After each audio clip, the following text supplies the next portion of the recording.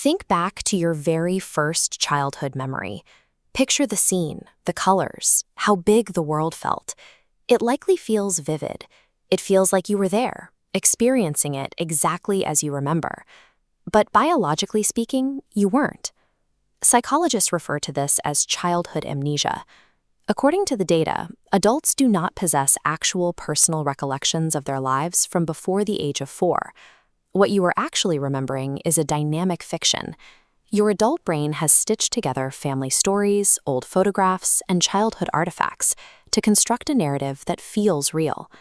And those memories morph over time, constantly changing based on your current adult experiences. This creates a major problem for social scientists trying to study early childhood. If adults rely on a flawed, highly reconstructed version of their own past to relate to kids, they are entering a foreign culture, acting like they speak the language fluently when they don't. Because adults unconsciously rely on these false memories while holding physical and societal dominance, children in research are always othered. They are treated as a marginalized subject to be managed, rather than a true participant. This misunderstanding is amplified by centuries of cultural baggage.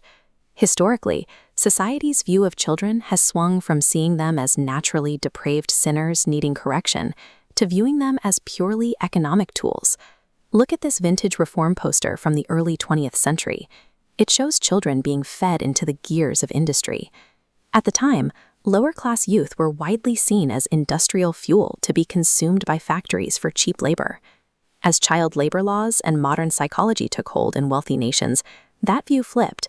Children became, in the words of sociologist Viviana Zelizer, economically worthless but emotionally priceless.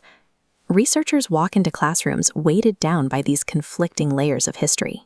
Their interpretations of childhood often act as a projection of inherited biases, prioritizing adult expectations over the child's actual experience. Modern scholars have attempted to move past this through new childhood sociology. This approach rejects the idea of a universal, tribal child.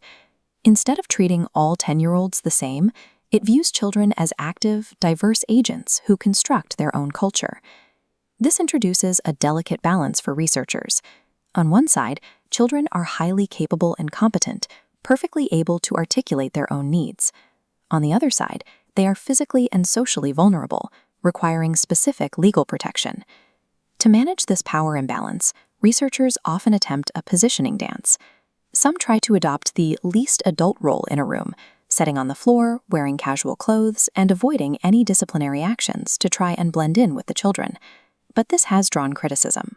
You cannot simply wish away the physical and developmental differences between a 40-year-old academic and a 5-year-old child. To many critics, pretending to be a peer is just an awkward gimmick.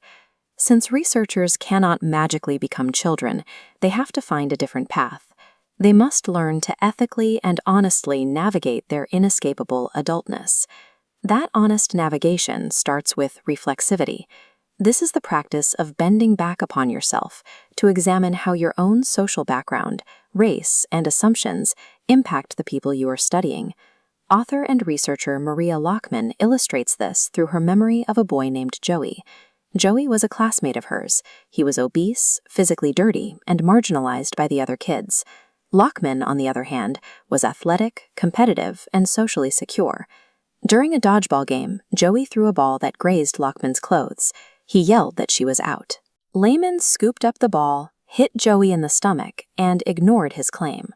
When the teacher intervened, they took the word of the clean kid over the marginalized one, sending a frustrated Joey to the sidelines. Lahman uses the guilt of that moment reflexively. It serves as a reminder to ensure she never unconsciously recreates a clean versus dirty hierarchy when observing marginalized children today. Reflexivity is the adult's only defense against recolonizing children. It stops us from turning kids into others based on the unexamined baggage we carry from our own youth. With that self-awareness, researchers can use specific ethical frameworks. The first is assent. While legal consent is signed by a parent, assent is the process of giving the minor the agency to agree or disagree to a study on their own terms.